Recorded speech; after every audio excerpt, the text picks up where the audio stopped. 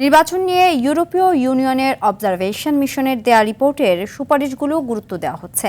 তাদের সাথে সমন্বয় করেই বাস্তবায়নের চেষ্টা করবে নির্বাচন commission.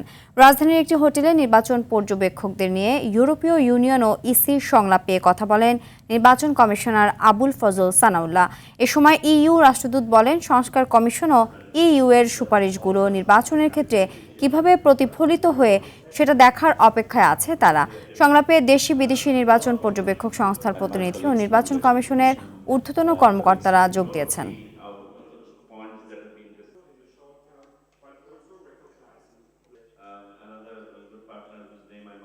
All of your engagement is very meaningful for the European ইউরোপীয় ইউনিয়নের পর্যবেক্ষণ দল রিপোর্টে প্রধানত 19টি সুপারিশ করেছে।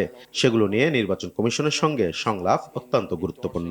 গণতন্ত্র ও সুষ্ঠু নির্বাচনের জন্য এগুলো নির্বাচন কমিশন কিভাবে বাস্তবায়ন করবে সেগুলো আমরা প্রত্যক্ষ করব। আমরা সংস্কারে নারী ও যুবকদের প্রতিনিধিত্ব চাই। আমরা একসঙ্গে কাজ করতে চাই। in what was an incredibly complex and successful democratic exercise. These recommendations are mostly prescriptive. ইউরোপীয় ইউনিয়নের অবজারভেশন মিশনের দেয়ার রিপোর্টে অনেক গুরুত্বপূর্ণ বিষয় উঠে এসেছে। সেখানকার পরামর্শগুলোকে গুরুত্ব দিচ্ছে কমিশন। ইতিমধ্যে স্থানীয় সরকার নির্বাচনে বেশ কিছু বিধিবিধান আরোপ করা হয়েছে। আমরা ইউরোপীয় ইউনিয়নের সঙ্গে সমন্বয় করে পরামর্শগুলো বাস্তবায়ন করতে চাই। সব অংশীজনের পরামর্শ নিয়েই কাজ করে EC. And see how best we can accommodate them.